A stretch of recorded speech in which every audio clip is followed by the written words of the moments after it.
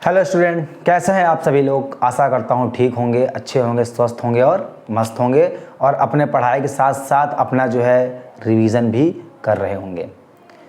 तो आज जो है आपकी क्लास 10th का मैथमेटिक्स चैप्टर 1 रियल नंबर का एक्सरसाइज 1.2। तो आज हम इस एक्सरसाइज में एक ऐसा नंबर पढ़ने वाले हैं जो हम लोग 9th में क्या किए हैं उसको पढ़ चुके हैं, लेकिन इसमें हमको 9th में तो हम लोगों ने क्या किया, केवल पढ़ाई किया है, उसके बारे में पढ़ा है नंबर के बारे में, लेकिन हमें हाई स्कूल में उसी नंबर को क्या करना होता है, प्रूफ करके दिखाना होता है। तो रियल नंबर में हमारे इसके कुछ पार्ट्स हैं, उनमें से सबसे पहला पार्ट हमारा है क्या, रेशनल और इरेशनल नंबर। और मतलब और नहीं, अथवा वाला नहीं, और मतलब होता और हम बता रहे हैं, मतलब रेशनल एंड इरेशनल नंबर। तो इसमें कुछ क्वेश्चन देता है, हम थोड़ा सा उसको थ्योरेटिकल में आपको समझा दे रहे हैं, ध्यान देना है। जैसे कोई भी नंबर आपके रूट के अंदर है, जैसे कोई भी संख्या आपके रूट के अंदर, मैंने एक रूट वहाँ लिखा, एक रूट यहाँ पर मैंने लिखा 16 और यहाँ पर मैंने क्या लिख लिया, यहाँ पर 15।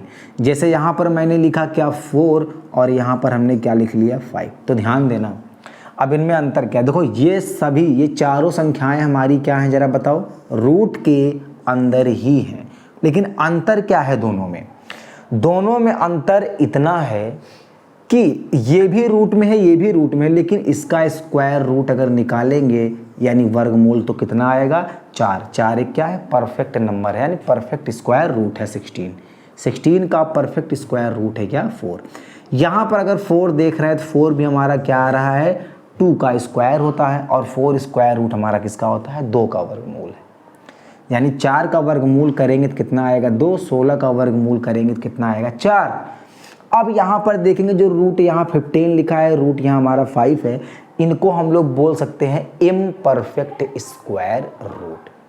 इम्परफेक्ट स्क्वायर रूट का मतलब होता है जिसका पूर्ण वर्ग ना हो, यानी अपूर्ण वर्ग हो, यानी परफेक्टली वो उसका स्क्वायर रूट ना हो। तो ऐसे जितने भी हमारे नंबर होते हैं जो रूट के अंदर हों और वो इम्परफेक्ट हों, यानी उनका स्क्वायर रूट ना हो, तो ऐसे जो नंबर होते हैं हमारे, वो हमारे क्या होते हैं, इरेशनल नंबर। देखो, इरेशनल नंबर होते हैं, इरेशनल नंबर होते हैं। और ये वाले जिनका परफेक्ट स्क्वायर रूट होता है, और जनरली जो नंबर हमारे जैसे 1 हो गया, 5 हो गया, 5.3, 2 हो गया, 8 हो गया, 100 हो गया, 900 हो गया, 8.85 हो गया, यानी ऐसे हमारे जो नंबर होते हैं वो हमारे क्या होते हैं भैया, रैशनल नंबर होते हैं। क्या होते हैं, रैशनल नंबर होते हैं।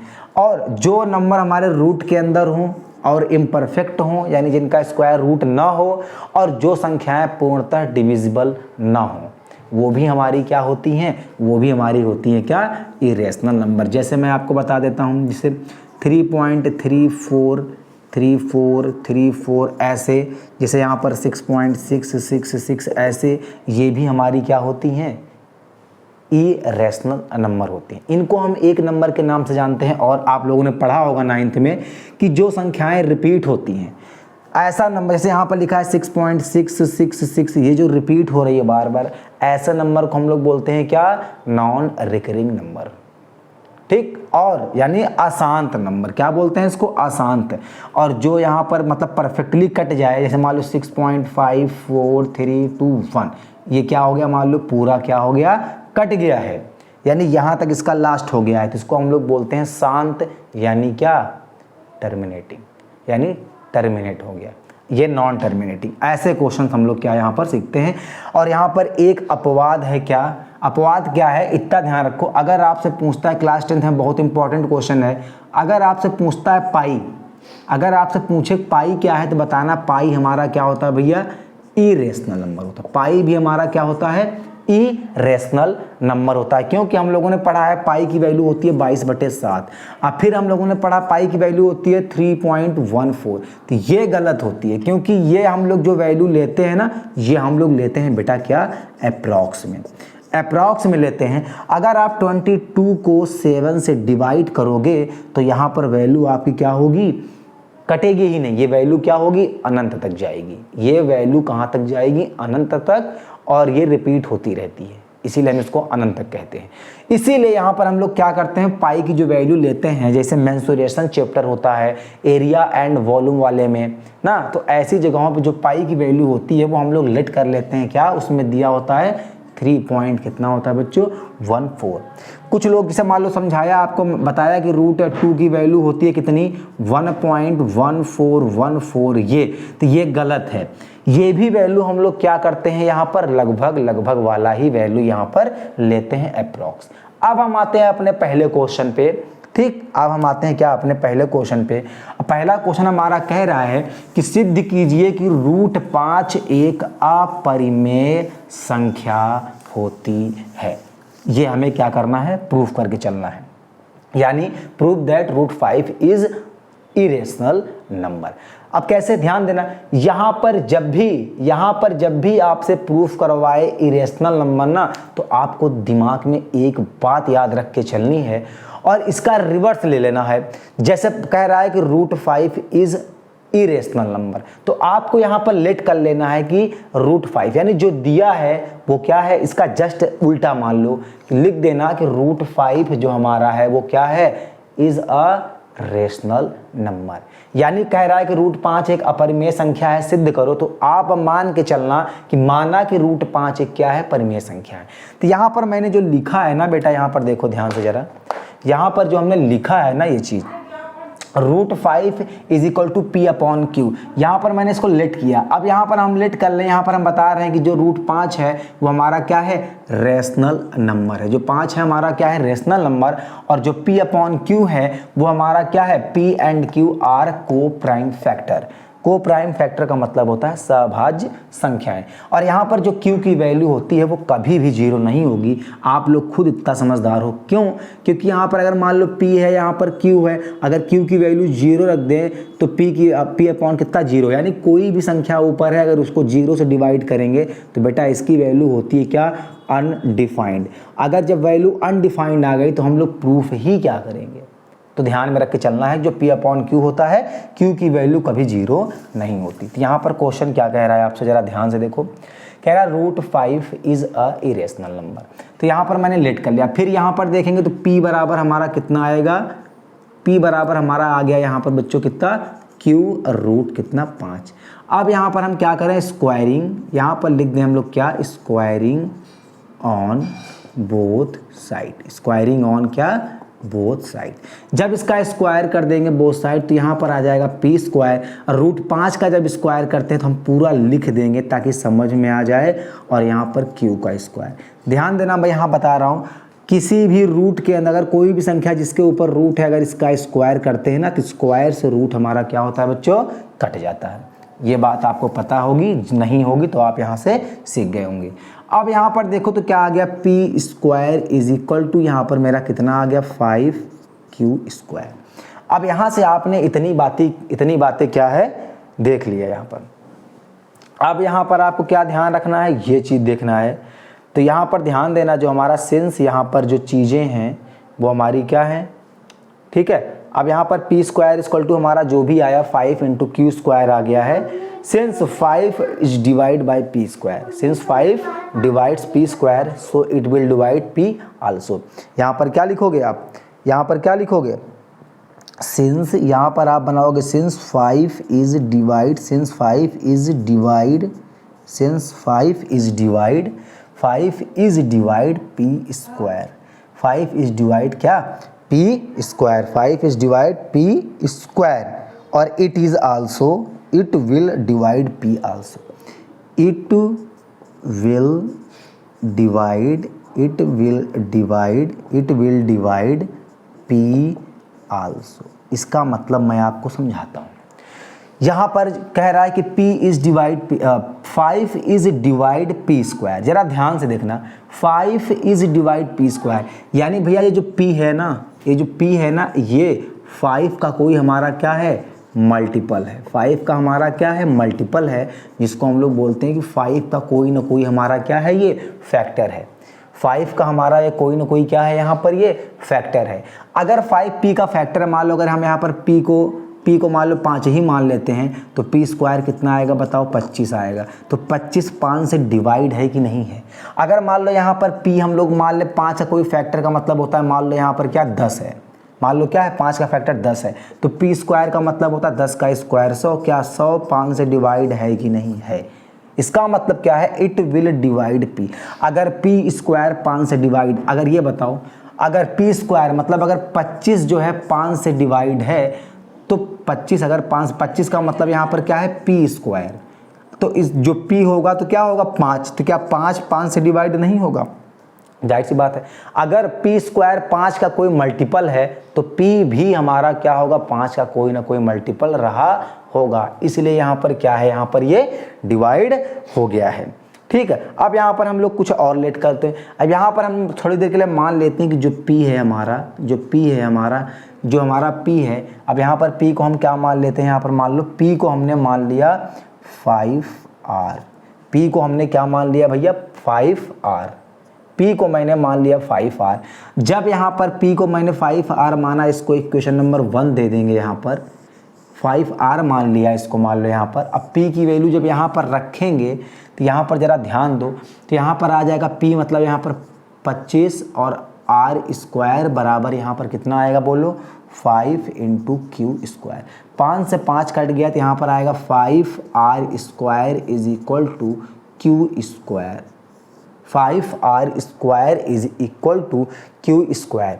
अब यहाँ पर आप देखोगे अगर ना, यहाँ पर अगर आप देखोगे तो 5r square equal to Q square है। अगर यहाँ पर देखो तो q बराबर हमारा कितना आ गया √5 इंटू आर स्क्वायर। अब फिर जब q की वैल्यू यहाँ से देखा मैंने तो ये आ गया मेरा क्या √5 इंटू क्या r, √5 इंटू कितना आ गया r आ गया। अब यहाँ पर ज़रा ये बात देखो, अब यहाँ पर ज़रा ये देखो q बराबर यहाँ पर कितना आ गया √5 r आ गया। यहाँ पर सिंस 5 इज डिवाइड, यहाँ पे भी आप देख सकते हो, यहाँ पर भी आप क्या कर सकते हो देख सकते हो। जैसे मान लो मैंने यहाँ पर थोड़ा डायरेक्ट लिख दिया, यहाँ से अगर कुछ मिटा दूँ मैं, यहाँ पे देखो कहाँ पर मिटाऊँ इसको, हाँ यहाँ पर मिटाऊँ इसको, देखो ये चीज़ जो समझाया है। अब ज़रा ध्यान से देखो, यहाँ पर जो मैंने लिखा है 5r square is equal to Q square, तो यहाँ पर जो r स्क्वायर की वैल्यू आएगी वो क्यू स्क्वायर अपॉन कितना आएगी 5। तो यहाँ पर जो 5 है, यहाँ पर जो 5 है यहाँ पर लिखेंगे हम लोग क्या 5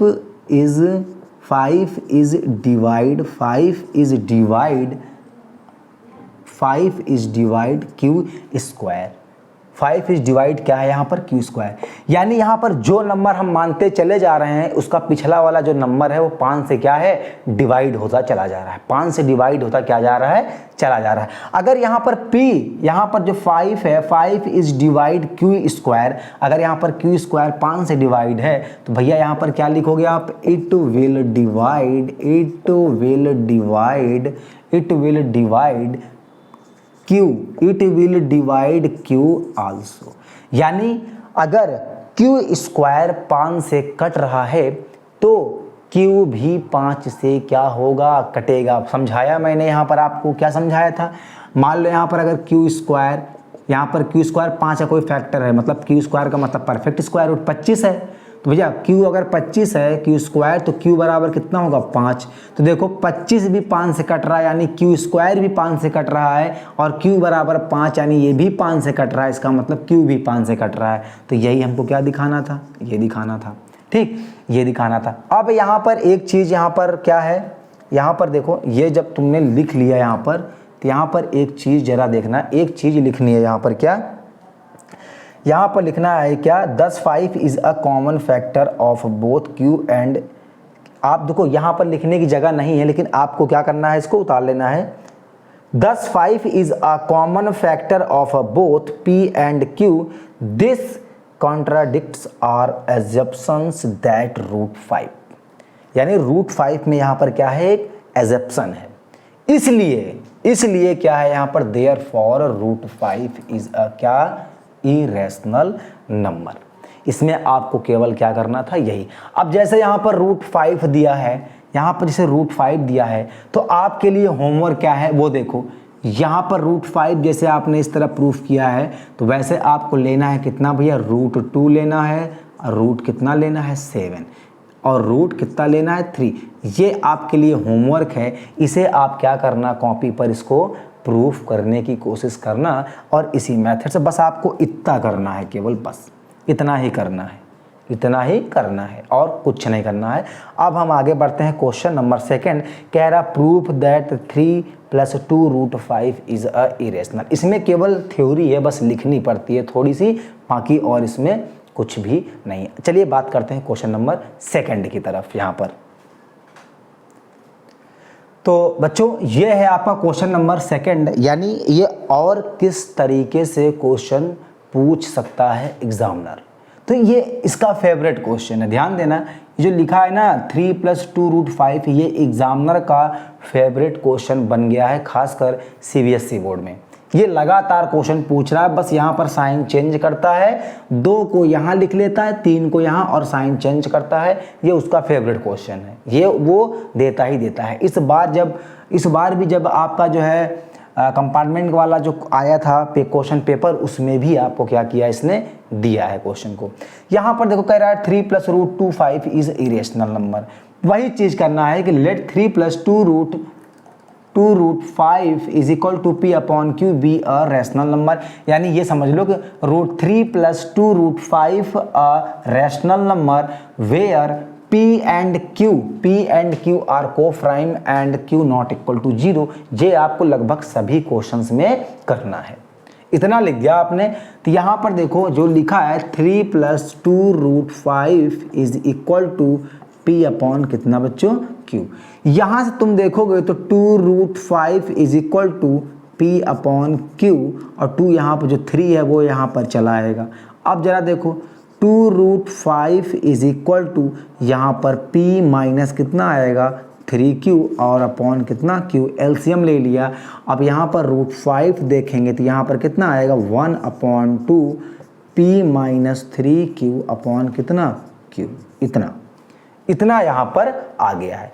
अब अगर ध्यान से देखोगे तो यहाँ पर यहाँ पर ध्यान से देखो तो ये वाला जो हमारा पार्ट है वो हमारा क्या है, रेशनल है।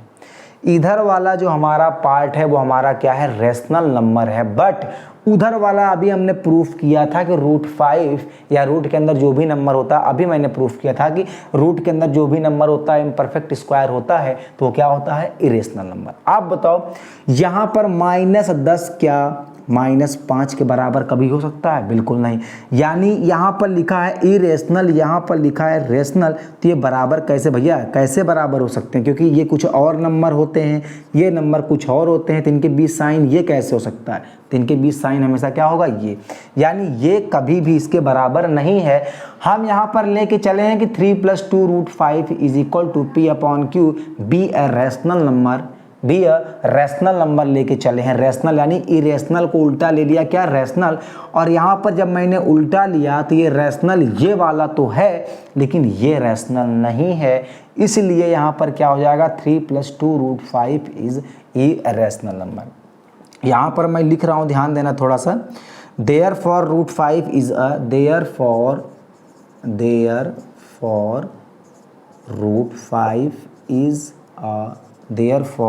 √5 is a रैशनल नंबर। ध्यान देना, रैशनल नंबर, रैशनल नंबर। ठीक है, ये यहाँ तक तो हमने प्रूफ कर दिया, आपको पता है therefore √5 is a rational number. यहाँ पर बट क्या होगा, इट इज अ कॉन्ट्राडिक्शन। यहाँ पर contradiction hence 3 + 2√5 is irrational। बस थ्योरी थोड़ी सी आपको यहाँ पर क्या था, लिखना था। therefore √5 is a rational number but it is contradictions, hence 3 + 2√5 is a rational number। यहाँ पर ध्यान देना, इसको लिखने से पहले आपको तो ये तो पता होगा ना, अच्छे से कि यहाँ पर ऐसे कर लेना और यहाँ पर लिखना कि जो P- का 3Q अपॉन कितना है 2Q, ये हमारा क्या है, is a rational number, is a rational number, rational number is rational number. यहाँ पर लगा लो but therefore root 5 is a rational number. यहाँ पर ये अलग कहानी हो गई, बस इतना ध्यान रखो। p-3q/2q is a rational number, यहाँ पर therefore root 5 is a rational number but it is contradiction क्या है, हेंस मतलब कि हम आपको समझाते हैं एक सिंपल भाषा में। यहाँ पर कह रहा है कि p-3q/2q is a rational number, इसलिए कि रूट 5 भी एक रैशनल नंबर है, लेकिन यहाँ पर एक क्या है, अपवाद है। रूट 5 क्या है, अपवाद है, एक कॉन्ट्रडिक्शन है, इसलिए 3 + 2 root 5 is a rational number. ध्यान देना, आपको इसमें कुछ करना नहीं है, बस आपको यही जो दिया है इसका रिवर्स लेके आपको क्या करना है, चलना है, और आप क्या करना है, इसमें प्रूफ करना है। अब इसके जितने भी पार्ट होंगे आप आसानी से क्या कर सकते हैं, क्वेश्चन को आराम से कर सकते हैं। यहाँ पर लिखने में थोड़ा ज़्यादा दिक्कत होती है, क्योंकि बोर्ड अगर डिजिटल होता तो समझाने में और लिखने में कोई फ़र्क ना होता, लिखता मिटाता और कोई चीज़ और क्वेश्चन उस पर ऑलरेडी लिखे होते, इसमें तो बहुत ज़्यादा क्या होता है, टाइम चला जाता है। ठीक है, अब जो क्वेश्चन हम बताएंगे, जो थ्योरी होगा वो हम पहले से क्या कर देंगे, इस पर राइट डाउन कर देंगे, अब बाकी क्वेश्चन को क्या कर देंगे, आपको समझा देंगे। चलिए हम बात करते हैं क्वेश्चन नंबर 3 के किसी एक पार्ट का, उसके बाद जितने पार्ट आपको उसके बचेंगे आपके लिए क्या होगा, होमवर्क होगा। ओके, हाँ तो बच्चों यहाँ पर देखो क्वेश्चन नंबर हमारा जो 3 है, यहाँ पर जो हमारा क्वेश्चन नंबर 3 का पहला पार्ट है, कह रहा prove that 1/√2 is irrational number. अभी मैंने आपको बताया था रूट 5 का बताया, रूट 5 को आपने किया p/ कितना बताओ, u, p/ कितना किया आपने, u, कितना किया था, p/q। अब यहाँ पर मान लो अगर यहाँ पर लिखा है 1/√2 और p/q है, तो भैया जैसे यहाँ पर √2 लिखा तो इसको पलट देंगे, क्या हो जाएगा, q/p। बात वही है, यहाँ पर q जो हमारा था वो 0 नहीं था, अब यहाँ पर जो हमारा p होगा वो 0 नहीं, यानी जो भी वैल्यू डिनोमिनेटर में होगी वो वैल्यू कभी भी 0 नहीं हो सकती। रट के मत चलना कि यहाँ पर p/q मैंने लेट किया है तो q मैंने बोल दिया यहाँ पर कि इसकी वैल्यू कभी भी 0 नहीं हो सकती, तो आप भी यही क्या कर लिए, रट लिए। लेकिन ऐसा नहीं है, यहाँ पर क्वेश्चन में ये देखना है आपको कि डिनोमिनेटर हमारा क्या है, ये होता है डिनोमिनेटर और ये होता है मेरा न्यूमिनेटर। ध्यान देना, इसकी वैल्यू हमारी, इतना ध्यान देना, कभी 0 नहीं होगी। अब नीचे क्या है, ये डिपेंड करता है क्या, कि आपने क्या लेट किया है। बस इतना ध्यान रखना कि जो वैल्यू आप लेट करोगे वो एक क्या है, को प्राइम नंबर होगा, सहभाज्य संख्याएं होंगी। ठीक, ये आपको यहाँ पर मुझे क्या करना था, समझा दिया, इसमें थ्योरी ही केवल लिखनी थी। तो यहाँ पर 1/√2 को हमने क्या किया, p/q लेट किया, तो √2 बराबर क्या आ गया, q/ कितना आ जाएगा, यहाँ पर q/ कितना आ जाएगा, p। तो देखो p and q are integer, ये तो हमारे क्या है, इंटीजर है, को प्राइम जो है नंबर है। वी गेट q/, अब देखो यहाँ पर q/ मैं मिटा दे रहा हूँ इसलिए एक समझाने के लिए, p/q था, जब √2 को ऊपर लिया तो यहाँ पर संख्या चेंज हो गई, तो q/p ये बन गई। तो q/p इज रैशनल, सो जो √2 है हमारा इरेशनल है, लेकिन this contradiction that the fact √2 is हमारा क्या है, इरेशनल नंबर होगा। इसका मतलब ये हुआ कि माना यहाँ पर हिंदी में भी एक बार बता देते हैं, क्योंकि कुछ बच्चे होंगे जो हिंदी मीडियम के होंगे। लिखा है कि यहाँ पर 1/√2 क्या है मेरा, 1/√2 हमारा क्या है, यहाँ पर क्या है, यहाँ पर बताओ, इरेशनल नंबर है। क्या है, इरेशनल नंबर है। तो हमने कहा कि माना कि 1/√2 p/ क्या है, q।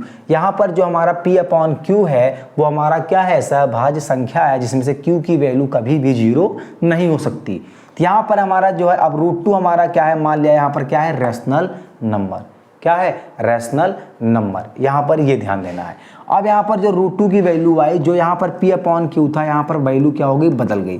कैसे बदल गई वो मैंने यहाँ पर आपको समझाया, और उसके बाद जो मैंने यहाँ पर ये बताया, तो इसका मतलब ये है कि P और Q यहाँ पर हमारे क्या है, इंटीजर हैं, लेकिन जो P और Q है हमारा क्या है, रैशनल नंबर है। हमारा क्या है, रैशनल नंबर है। इसका मतलब ये हुआ कि √2 भी रैशनल होना चाहिए, लेकिन ऐसा नहीं है। यानी जो दिया गया क्वेश्चन है 1/√2, ये हमारा क्या होगा, एक इरेशनल नंबर होगा। इसी तरह जो हमारा क्वेश्चन यहाँ पर बचा हुआ है भैया, कौन सा, यहाँ पर बचा हुआ है हमारा क्या, यहाँ मैं बताता हूँ, जैसे 7√5, और एक आपको मैं देता हूँ 3 माइनस का, यहाँ पर मैं 3 माइनस का √5, और यहाँ पर मैं देता हूँ कितना, 2 माइनस का √5। एक क्वेश्चन, 2 क्वेश्चन, और ये आपके लिए क्या है, 3 क्वेश्चन। ये आपको करने हैं, और इसी में से बोर्ड एग्जाम में आपको क्या है, एक क्वेश्चन दिखने को मिलेगा जरूर। एक क्वेश्चन आपका आना ही आना है, और ये आएगा ही आएगा, ध्यान देना। तो ये रहा हमारा क्या, एक्सरसाइज 1.2 खत्म हो गया। और यहाँ पर जो हमारा चैप्टर था क्लास 10th का मैथ का पहला चैप्टर था क्या, रियल नंबर, वो भी हमारी क्या हो गई, खत्म हो गई। इसके बाद हम आपका स्टार्ट करेंगे चैप्टर नंबर 2 मैथ का ही, क्लास 10th के मैथ का चैप्टर नंबर 2, वो हमारा क्या है, पॉलिनोमियल, जो उसमें 2024-25 के कोर्स में दिया है माध्यमिक शिक्षा द्वारा, वही हम आपको क्या करेंगे, वही क्वेश्चंस, वही एक्सरसाइज आपको करवाएंगे यहाँ पर।